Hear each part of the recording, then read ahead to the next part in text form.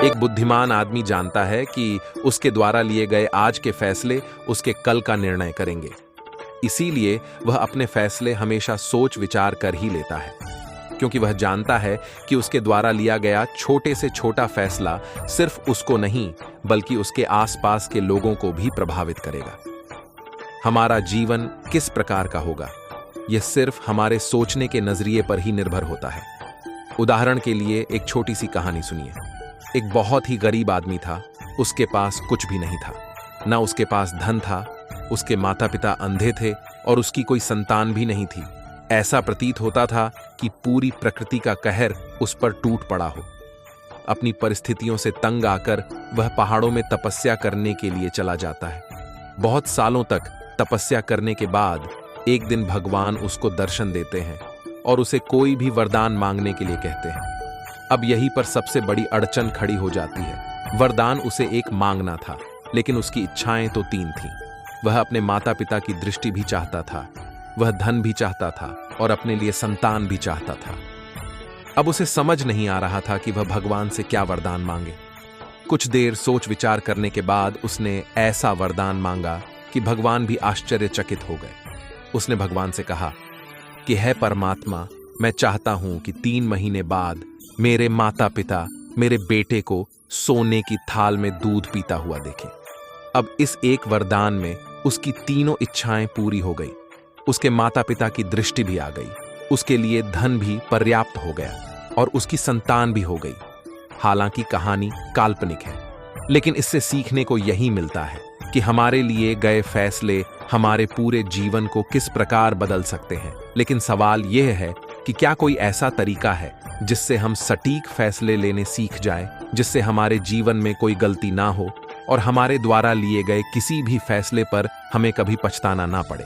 तो इन सब सवालों के जवाब आपको इस कहानी में मिलेंगे। तो चलिए कहानी शुरू करते हैं। वर्षा ऋतु समाप्त होने के बाद बुद्ध वेणु वन में वापस लौट आए थे। अपने 400 वर्षों के साथ वह 3 महीने तक वेणु वन में ही निवास करने वाले थे। जब बुद्ध देव वन में ठहरे हुए थे तो वह रोज सुबह चलित ध्यान करने के लिए जंगल जब वह टहलने के लिए निकलते थे। जब वह टहलने के लिए निकलते थे तो एक लकड़हारा रोज सुबह वहां पर लकड़ी काटने के लिए आता था। वह तथागत बुद्ध को देखकर बिना कुछ बोले ही सीधा निकल जाता था। लगभग 10 दिनों तक बद्दू आदमी उस आदमी की प्रतिक्रिया को देखते रहे। ना तो वह बुद्ध को देखकर मुस्कुराता था, ना ही कुछ बोलता था, बस अपने रास्ते पर सीधा चला जाता था। एक दिन बुद्ध ने वेणु वन के ही एक दूसरे युवक से उस युवक के बारे में पूछा।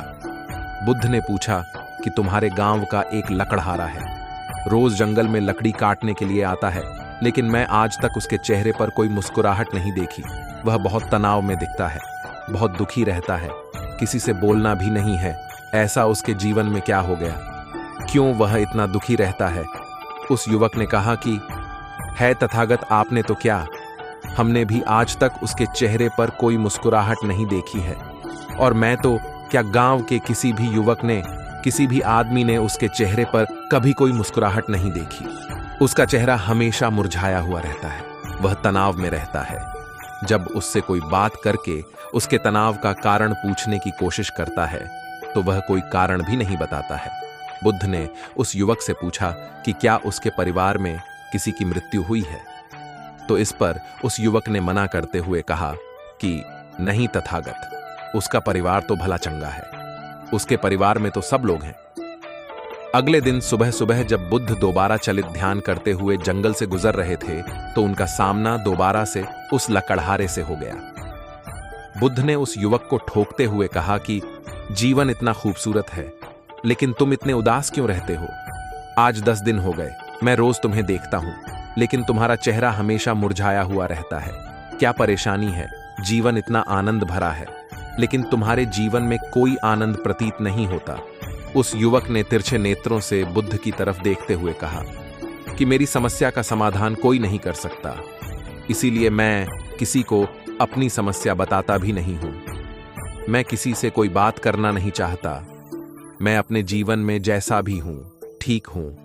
मुझे किसी की सहायता की कोई आवश्यकता नहीं है। उसके शब्द कर्कश भरे थे, लेकिन बावजूद इसके बुद्ध मुस्कुराते हुए उस आदमी का कंधा थपथपाकर अपने रास्ते पर आगे बढ़ गए। लकड़हारा भी अपने रास्ते पर आगे चलते हुए सोच रहा था कि बड़ा ही अद्भुत आदमी था। मैंने कितने कर्कश भरे शब्द उसको बोले, लेकिन उसके चेहरे पर कोई शिकन तक महसूस नहीं हुई। कोई आम इंसान होता तो अब तक मुझसे झगड़कर बैठा होता, लेकिन वह तो मेरा कंधा थपथपाकर आगे बढ़े हैं। सच में ये कोई महापुरुष है। वह यह सब सोचता हुआ अपने रास्ते पर आगे बढ़ रहा था कि तभी बुद्ध ने उसे पीछे से आवाज दी। बुद्ध ने कहा कि बनते लगता है तुम्हारी लकड़ी यहां पर छूट गई है। शायद तुमसे गलती हो गई। वापस आकर अपनी लकड़ियां ले जाओ। लकड़हारा वापस पलटकर बुद्ध के पास पहुंचा और उसने बुद्ध से पूछा कि है तथागत, आपके बारे में सुना तो बहुत था, लेकिन आज भली भांति पहचान गया कि आप कितने बड़े महापुरुष हैं। मैंने आपसे सीधे मुंह बात तक नहीं की और उसके बावजूद आप मेरी सहायता कर रहे हैं। बुद्ध ने मुस्कुराते हुए कहा कि मेरा जीवन तो मानव जाति के दुखों को दूर करने के लिए ही समर्पित है। अब कोई मुझे अपना दुख बताया तो मैं उसके दुख दूर करूंगा। लेकिन तुम्हारे जैसा मनुष्य जो अपना दुख बताना ही नहीं चाहता, भला उसका दुख मैं कैसे दूर कर सकता हूं? उस लकड़हारे ने कहा कि यह तथागत मेरा दुख जानकर आप क्या करेंगे? वह दुख दूर नहीं हो सकता है, इसलिए मैं अपना दुख किसी को बताता नहीं हूं। बुद्ध ने मुस्कुराते हुए कहा कि हो सकता है मैं तुम्हारे दुख दूर न कर सकूं, लेकिन दुख बताने से मन हल्का होता है। तुम अपना दुख साझा कर सकते हो और उसके बाद हो सकता है मैं तुम्हारी कोई सहायता भी कर पाऊं।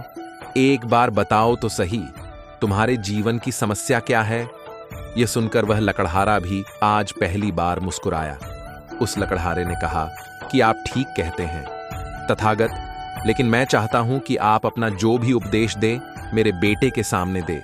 शायद मेरे दुख को दूर करने के लिए जो सीख आप मुझे देना चाहते हैं, उससे ज्यादा फायदा मेरे बेटे को पहुंचे। इसलिए मैं कल आपसे अपने बेटे के साथ आपके आश्रम में आकर मिलूंगा। अगले दिन सुबह सुबह जब चलित ध्यान करके बुद्ध अपने आश्रम में वापस लौटे, तो वही लकड़हारा अपने बेटे के साथ उनके आश्रम में पहुंचा हुआ था। बुद्ध को ये देखकर बड़ा अच्छा लगा।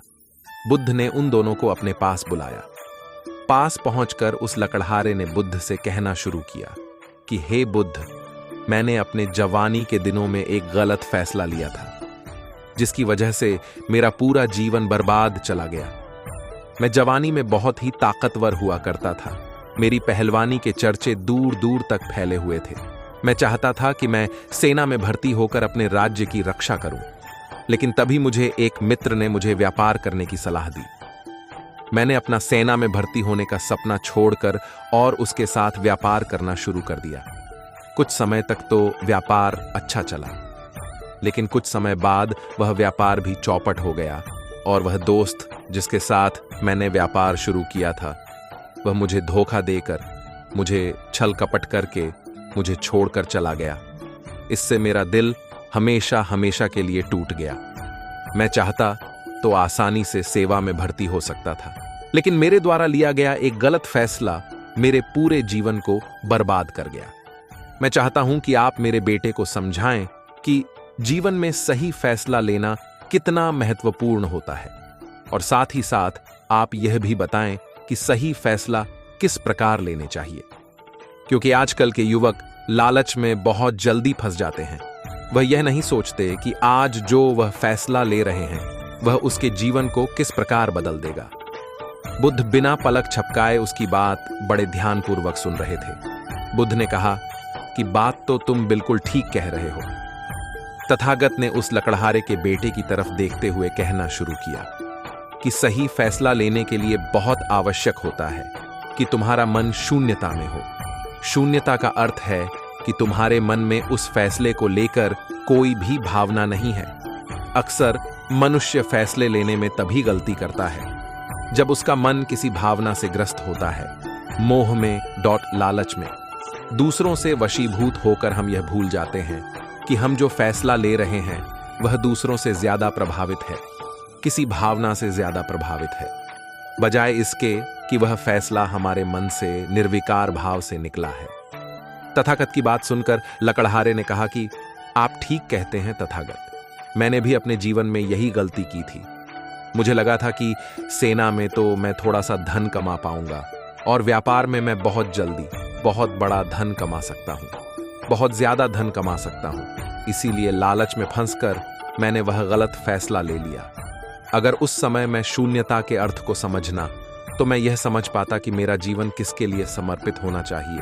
मेरी सबसे ज्यादा रुचि सेना में भर्ती होना ही था। लकड़हारे ने तथागत से पूछा कि है तथागत, मन को शून्यता में ले जाना इतना आसान कहाँ होता है? अपने मन को शून्यता में किस प्रकार ले जाए जिससे कि हमें अपने अंदर की आवाज सुनाई दे, सही फैसला अपने आप हमारे अंदर से निकल कर आए। तथागत ने इसका उत्तर देते हुए कहा कि ठहराओ, जो तुम्हें संतुष्ट भी करेगा और जो पूरी मानव जाति के कल्याण के लिए भी होगा। तीसरा तरीका बताते हुए बुद्ध ने पूछा कि जरा तुम मुझे यह बताओ कि एक न्यायाधीश किस प्रकार अपना फैसला लेता है। लकड़हारे ने कहा कि तथ्यों के आधार पर। बुद्ध ने मुस्कुराते हुए कहा कि तुम्हें भी अपना फैसला न्यायाधीश की तरह लेना है। अपनी समस्या के बारे में सारे तथ्य जो डालो, हर पक्ष देख लो, अच्छा पक्ष भी देखो और बुरा पक्ष भी देखो। ये देखो कि तुम्हारे लिए गए फैसले से अच्छा क्या हो सकता है और साथ के साथ यह भी देखो कि बुरे से बुरा क्या हो सकता है। अक्सर हम परिस्थिति का एक ही पहलू देखते हैं और इसीलिए जब दूसरा पहलू हमारे सामने निकल कर आता है तो हम दुखी हो जाते हैं, परेशान हो जाते हैं, क्योंकि वह हमारी सोच के अनुसार नहीं होता है। लेकिन जब तुम पहले से ही परिस्थिति का पूरी तरह से आकलन करके रखोगे तो तुम्हें उस परिस्थिति के अच्छे और बुरे परिणाम दोनों पहले से पता होंगे। इसलिए बाद में वह परिस्थिति, वह समस्या चाहे कितनी भी कठिन क्यों ना हो, तुम्हें उतना दुख नहीं देगी, क्योंकि तुम पहले से उसके बारे में जानते हो। अगर तुम खुद उस परिस्थिति के बारे में पूरा आकलन नहीं कर पा रहे तो अपने आसपास जो भी बुद्धिमान लोग मौजूद हों उनसे उस समस्या के बारे में चर्चा करो। वह तुम्हें उस परिस्थिति के बारे में पूरा ज्ञान तो नहीं देंगे, लेकिन कोई ना कोई पहलू तो वह अपनी सोच के अनुसार तुम्हें जरूर बताएंगे। और इस तरह जब तुम 10-15 दिन लोगों से उस समस्या के बारे में चर्चा कर लोगे तो तुम्हें उस स्थिति का पूरा ज्ञान हो जाएगा। जब भी हम जल्दबाजी में कोई फैसला लेते हैं तो वह फैसला हमेशा दुखदाई होता है। अपने आप को समय दो, ठहर जाओ, जल्दबाजी मत करो, क्योंकि यह समझो कि जो फैसला तुम लेने वाले हो वह तुम्हारे पूरे जीवन को प्रभावित करेगा और सिर्फ तुम्हारे जीवन को नहीं, तुम्हारे आसपास के लोगों के जीवन को भी पूरी तरह से प्रभावित करेगा। जब तुम पूरी मानव जाति की भलाई के लिए सोचते हो तो कोई फैसला गलत हो ही नहीं सकता है। फैसला गलत तभी लिए जाते हैं जब हम स्वार्थी होकर वह फैसले लेते हैं, जब हम सिर्फ अपना फायदा देखते हैं। लेकिन जब हम पूरी मानव जाति के कल्याण के बारे में सोचते हैं तो उस मानव जाति में हमारा परिवार भी आ जाता है और समूह से लोग आ जाते हैं जो हमारे आसपास रहते हैं। इसलिए जब तुम पूरी मानव जाति के बारे में सोचोगे तो तुम्हारा फैसले गलत नहीं होंगे, बल्कि वह फैसले तुम्हें सुख देंगे। लेकिन अगर तुम अपने आप को ही केंद्र में रखोगे तो तुम सत्य को कभी देख ही नहीं पाओगे। बुद्ध नहीं फैसला लेने के लिए दूसरा तरीका बताते हुए कहा कि रात में सोने से पहले अपने बिस्तर पर लेटे लेटे अपने अवचेतन मन को यह संदेश दो कि तुम किसी समस्या में उलझे हुए हो। लेकिन याद रखना कि इस समय तुम्हें कोई निर्णय नहीं लेना है, तुम्हें बस अपनी समस्या के बारे में सोचना है और अपनी समस्या के बारे में सोचते सोचते ही तुम सो जाना और उसके बाद वह समस्या तुम्हारे अवचेतन मन तक पहुंचेगी और पूरी रात तुम्हारा अवचेतन मन उसी समस्या पर काम करता रहेगा। और जब तुम सुबह उठोगे तो तुम्हारे मन से अपने आप वह निर्णय निकल कर आएगा जो सही होगा, जो सर्वमान्य होगा, जो तुम्हारे जीवन को एक नई दिशा देगा। यह प्रक्रिया बहुत आसान है। अगर एक दिन में परिणाम नहीं मिल रहे तो कुछ दिनों तक अभ्यास करो। जरूर अपने आप अंदर से कोई ना कोई फैसला आएगा जो तुम्हें संतुष्ट भी करेगा और जो पूरी मानव जाति के कल्याण के लिए भी होगा। तीसरा तरीका बताते हुए बुद्ध ने पूछा कि जरा तुम मुझे यह बताओ कि एक न्यायाधीश किस प्रकार अपना फैसला लेता है। लकड़हारे ने कहा कि तथ्यों के आधार पर। बुद्ध ने मुस्कुराते हुए कहा कि तुम्हें भी अपना फैसला न्यायाधीश की तरह लेना है। अपनी समस्या के बारे में सारे तथ्य जो डालो, हर पक्ष देख लो, अच्छा पक्ष भी देखो और बुरा पक्ष भी देखो। ये देखो कि तुम्हारे लिए गए फैसले अच्छे से अच्छा क्या हो सकता है और साथ के साथ यह भी देखो कि बुरे से बुरा क्या हो सकता है। अक्सर हम परिस्थिति का एक ही पहलू देखते हैं और इसीलिए जब दूसरा पहलू हमारे सामने निकल कर आता है तो हम दुखी हो जाते हैं, परेशान हो जाते हैं, क्योंकि वह हमारी सोच के अनुसार नहीं होता है। लेकिन जब तुम पहले से ही परिस्थिति का पूरी तरह से आकलन करके रखोगे तो तुम्हें उस परिस्थिति के अच्छे और बुरे परिणाम दोनों पहले से पता होंगे। इसलिए बाद में वह परिस्थिति, वह समस्या चाहे कितनी भी कठिन क्यों ना हो, तुम्हें उतना दुख नहीं देगी, क्योंकि तुम पहले से उसके बारे में जानते हो। अगर तुम खुद उस परिस्थिति के बारे में पूरा आकलन नहीं कर पा रहे तो अपने आसपास जो भी बुद्धिमान लोग मौजूद हों उनसे उस समस्या के बारे में चर्चा करो। वह तुम्हें उस परिस्थिति के बारे में पूरा ज्ञान तो नहीं देंगे, लेकिन कोई ना कोई पहलू तो वह अपनी सोच के अनुसार तुम्हें जरूर बताएंगे। और इस तरह जब तुम 10-15 दिन लोगों से उस समस्या के बारे में चर्चा कर लोगे तो तुम्हें उस स्थिति का पूरा ज्ञान हो जाएगा और इसीलिए तुम उस परिस्थिति को पूरी तरह से समझकर सही फैसला ले सकते हो। याद रखना, अपने आप को सबसे बुद्धिमान समझने गलती कभी मत करना। मूर्ख होता है वह इंसान जो अहंकारवश अपने आप को सबसे बुद्धिमान समझता है। हर मनुष्य के सोचने का एक नजरिया होता है, वह अपना पहलू तुम्हारे सामने रख सकता है। तुम उसे मानो या ना मानो, वह तुम्हारी इच्छा है, लेकिन सबका पहलू जान तो लो, ताकि कोई भी निर्णय लेते समय तुम्हारे दिमाग में उस परिस्थिति का पूरा प्यूरा हो। तथागत ने अपनी बात को खत्म करते हुए कहा कि यही कुछ अद्भुत तरीके थे जिनके अनुसार अगर तुम फैसले लेते हो तो तुम्हें जीवन में कभी पछताना नहीं पड़ेगा। वह लकड़हारा तथागत की बातों से बहुत प्रभावित हो गया। वह तथागत के चरणों में नतमस्तक हो गया। उसकी आंखों में आंसू थे। तथागत ने उसको उठाते हुए कहा कि तुम्हारा जीवन तो जैसे बीती वैसे बिता, लेकिन अपने बेटे को हमेशा सही रास्ता दिखाना। इस तरह बुद्ध को प्रणाम करके वह लकड़हारा अपने बेटे के साथ अपने गांव वापस लौट आया। आज सारा गांव देख रहा था कि वह लकड़हारा मुस्कुराता हुआ मस्त मलंग अपने रास्ते पर चला जा रहा था। तो दोस्तों, कैसी लगी है कहानी आपको कमेंट सेक्शन में जरूर बताना, और अच्छी लगी हो तो इस चैनल को सब्सक्राइब करके नोटिफिकेशन बेल को जरूर प्रेस कर देना। तो मिलते हैं अगली कहानी में, तब तक के लिए अपना ख्याल रखना।